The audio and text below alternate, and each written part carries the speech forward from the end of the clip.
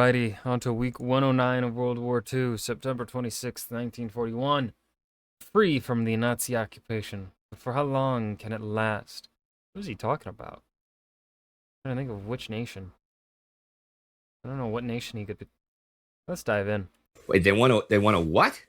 To divide it up into sections and list all the warships in each section? Do I think that sounds fishy?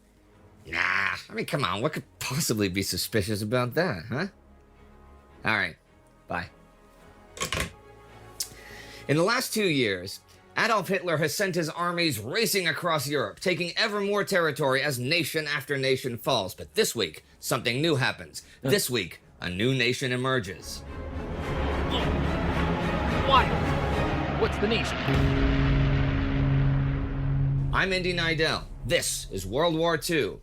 Last week, Kiev, the third largest city in the Soviet Union, fell to the Germans. Leningrad, the second largest, had been surrounded and is also in danger of falling, and the Japanese launched a new offensive to take Changsha. This week, on the 26th, they make moves to encircle the city and drop paratroops for the first time this Eastern War. Those are not the only moves the Japanese are making this week, though. On the 24th, the Japanese consul in Hawaii is instructed to divide Pearl Harbor into 5 zones and report back the exact number of warships in each zone. American intelligence intercepts this message, but they don't have any decryption facilities, so they send it by plane to Washington, D.C. But the once-a-week flight, the 26th, is canceled by weather, so it's sent by sea. And jumping into the future, it does not reach D.C. until October 6th, and when it's finally America, what the fuck? What the fuck? decrypted a few days later, will not be considered more than a routine espionage assignment. There are, in fact, similar requests being made about other places in the South Pacific and Southeast Asia. Most of the world's focus, however, is still on the Soviet Union, where the German invasion continues. Last week in the north, the Germans captured Pulkovo and Alexandrovska, less than a dozen kilometers from Leningrad's city center. But on the southern slopes of Pulkovo Heights, they are now stopped. As we saw last week, Georgy Zhukov had arrived in Leningrad to take control of the city defenses. He immediately issued orders to smother the enemy with artillery and mortar fire and air support, permitting no penetration of the defenses.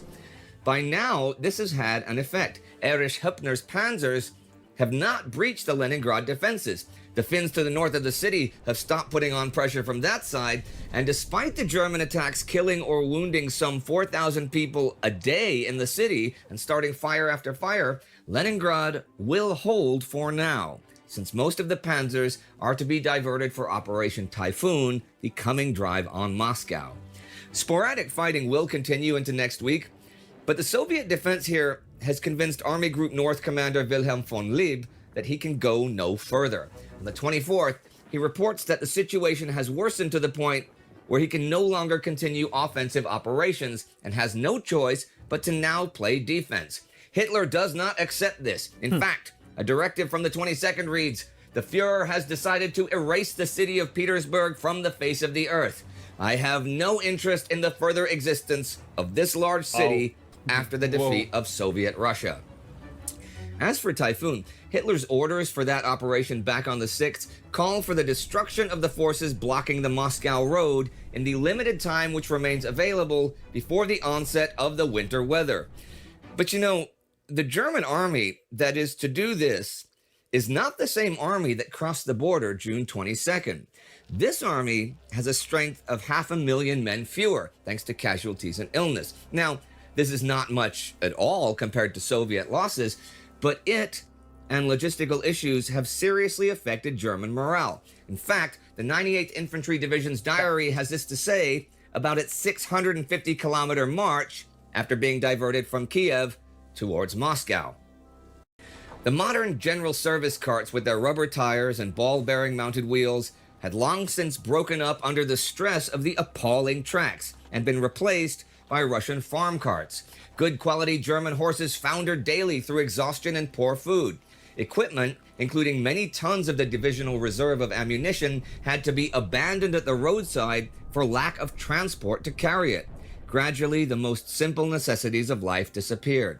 Razor blades, soap, toothpaste, Even in September and before the advent of winter, there was incessant rain and a cold northeast wind, so that every night there was the scramble for shelter, squalid and bug-ridden though it usually was. The rain, cold, and lack of rest increased sickness that in normal circumstances would have warranted admission to hospital, but the sick had to march with the column over distances of up to 25 miles a day, since there was no transport to carry them, and they could not be left behind in the bandit-infested forest. The regulation boots were falling to pieces. All ranks were filthy and bearded, with dirty, rotten, and verminous underclothing. Typhus was shortly to follow. Ew. This week, British intelligence sends Joseph Stalin a series of warnings based on readings of German Vulture secret messages giving the details of German plans and movement toward Moscow. But the Germans still have mopping up to do in the south after the fall of Kiev. Andrei Vlasov's 37th Army is still active southeast of the city, though it gets surrounded in two separate groups, both of which fall by the 23rd. At the end of the week comes the end for Fyodor Kostenko's 26th Army, as they give in near Orzhitsa. Mikhail Potapov's 5th and Vasily Kuznetsov's 21st armies, what's left of them, last until the 25th. After that, Potapov and his headquarters and bits of the 5th join Mikhail Kirpono's staff and try to break out to Pereyatin. Kirponos, who commanded the southwestern front, is not with the staff. Here's what happens to him. Stavka is sending him message after message, like this one from Chief of Staff Boris Shaposhnikov, the 21st. The Stavka of the Supreme High Command demands that you report immediately. 1. Whether or not your units have abandoned Kiev. 2. If Kiev has been abandoned, whether or not the bridges have been blown up. 3. If the bridges have been blown up, then who will vouch for the fact that the bridges have been blown up? Oh my god, what a wild demand. That's... Bro is fighting for his life, and they're like, hey, you do this? Who will vouch that you did this? Or did not do this? Shaposhnikov and Stavka get no answers to their questions because Kirponos is dead by this point. He and his staff had lost all communications with what's left of their armies anyhow. They managed to make it to Dryukovschina farm the 20th. That's like a couple hours southwest of Lokvica. Once there, though, they're attacked by the German 3rd Panzer Division and driven into the woods where they make their final stand. Kirponos, Potapov, their main staff, and some 2,000 men fight for several hours. Kirponos dies in the fighting, along with many of the soldiers, while Potapov and the rest are taken prisoner by the Germans. But while the Kiev encirclement may have been huge, and may have been spectacular, it was far from airtight, so little groups of Red Army soldiers do manage to break out, including Nikita Khrushchev, Semyon Budeny, and Semyon Timoshenko, and as you know, these are some heavy hitters. I've never heard of them before. But it's hard to overestimate the scale of the Kiev disaster in any case. On September 1st, the Southwestern Front numbered 850,000 men, including reserves and service units. The encirclement at Kiev contained 452,700 POWs, of whom some 15,000 managed to escape. But if you add up all the casualties, killed, wounded, POWs, and missing, the Southwestern Front took 700,544 of them. 4 Soviet armies have ceased to exist. The door to the Donbass is open, as is the southern approach to Moscow. As for the Southern Front, or specifically the Odessa defensive region, which has been holding off the Romanian 4th Army for more than a month, well, they're starting to get a bit antsy and are considering an evacuation by now. On the 22nd, they launch an airborne and amphibious assault at Grigorevka that expands the defense perimeter by nearly 8 kilometers. But as the German 11th Army advances towards Crimea, it might be time to leave Odessa and head to Crimea to help with the defense there. I like this summation of the fighting for Ukraine by David Glantz. The prolonged struggle in the Ukraine, with its dramatic and catastrophic encirclements at Uman in late July and at Kiev in September, seriously damaged the Red Army and destroyed the coherence of Soviet strategic defenses. Over a period of almost 3 months, Germany eliminated upwards of 1 million soldiers, the entire Southwestern Front and the better part of the Southern Front, from the Red Army's order of battle. And this. In every respect, the Wehrmacht achieved signal victories at Uman and Kiev, victories that in no way diminished hopes or capabilities for the success of Operation Barbarossa. If Barbarossa were to fail, the blame did not belong to Hitler's Kiev venture. Now, that is a pretty serious statement, but I'm inclined to believe him. It is true that Army Group Center has not been driving on Moscow since mid-August, and it is true that a bunch of its strength was diverted down south to the fight for Ukraine. Hitler has called for a renewed drive on Moscow, and if that operation lasts into the Russian winter, then there might be serious ramifications for the Germans. But I don't really see how that possible eventuality could be blamed on Kiev. First of all, Hitler diverted an awful lot of force from the center to the north as well to help in the fight for Leningrad. But second of all, and mainly, we saw Army Group Center stopped and forced to go on the defensive. We saw weeks when the panzers were pulled out of the line for refitting. We saw the colossal logistical problems where the motorized units were hundreds of kilometers in front of the infantry, and saw those motorized units seriously diminished in numbers and quality. And we saw Soviet counterattacks like at Yelnya that not only stopped the Germans, but even beat them. And there's this. If Heinz Guderian had not headed south and helped destroy the 600,000 soldiers in 4 armies that seriously threatened Army Group Center's flank, then they would even more seriously threaten that flank during Typhoon. Guderian has also pretty much cleared the Bryansk road to Moscow. The 3 fronts still facing Army Group Center, Reserve, Western, and Bryansk, have been so weakened by now that it is questionable what sort of defense they can even muster. And now down south, what is there facing Army Group South that can prevent its advance through the Donbass to Rostov? But while the Germans are taking new territory, they're also losing some. This week, in a now formerly occupied part of Yugoslavia, Josip Broz... I was gonna make a guess, but I was like, I have no idea. Of course, it's the Yugoslavian territories. Tito's partisans take the town of Užice, whose rifle factory can produce 400 rifles a day.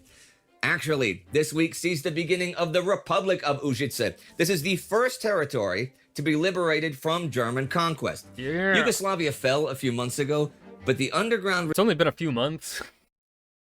It's only been a few months. It feels like forever. It feels like forever. Resistance there is already organized and features 2 main camps. Tito's communist partisans and Draža Mihailović's Chetniks, loyal to the Yugoslav government in exile.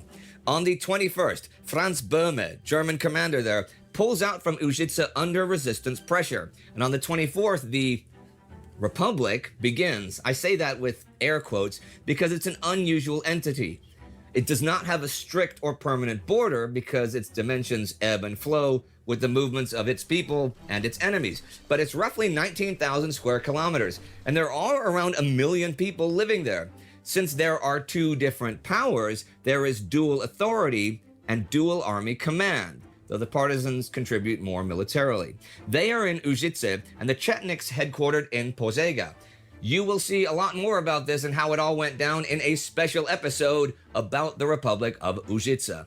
And with that, I will end this regular episode with action in China, action seemingly ending near Leningrad, post-action action in Ukraine, and a new free country in occupied Europe, which has infuriated Adolf Hitler, of course. But then again, a lot of things seem to do that. But he's now focusing on Moscow, because taking that will win the war. Or will it? I know Hitler says that, but every few weeks since Barbarossa began on June 22nd comes something that's supposed to end the war here. Taking the first objectives that were supposed to do it, didn't do it. Taking the next ones, didn't do it.